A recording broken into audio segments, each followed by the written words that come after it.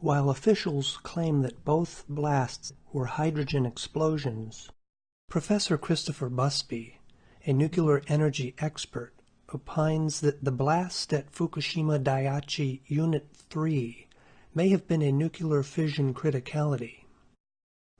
Indeed, it's plain to see that the explosion at Unit 3 differs significantly from the explosion at Unit 1, not just in terms of magnitude, but a whole spectrum of features.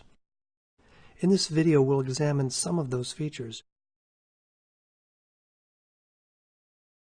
Unit 3 building initially implodes, and from its first seconds, its blast differs from Unit 1's.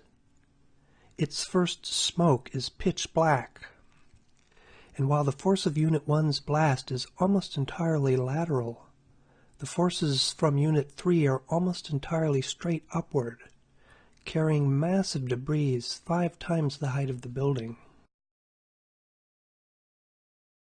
Indicative of extreme temperatures, an apparent ring vortex forms immediately and constrains lateral smoke projection. Fire appears to be sucked up and into the vortex. Ring vortices like this are classic features of nuclear explosions. Indeed, a classical mushroom cloud cap eventually blooms from the blast, invariably driven by the same thermal forces.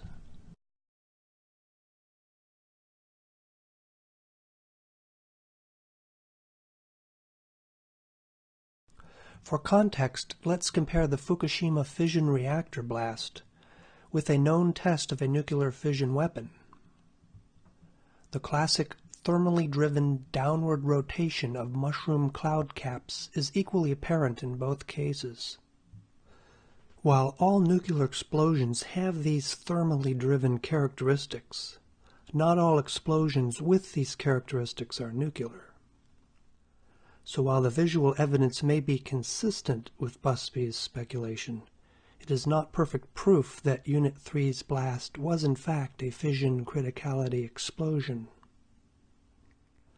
Such proof could come from isotope ratio data that TEPCO has yet to release. But one has to wonder, what are the odds that such a massive explosion with distinct nuclear fission characteristics arises from a nuclear fission power plant and isn't a nuclear fission event?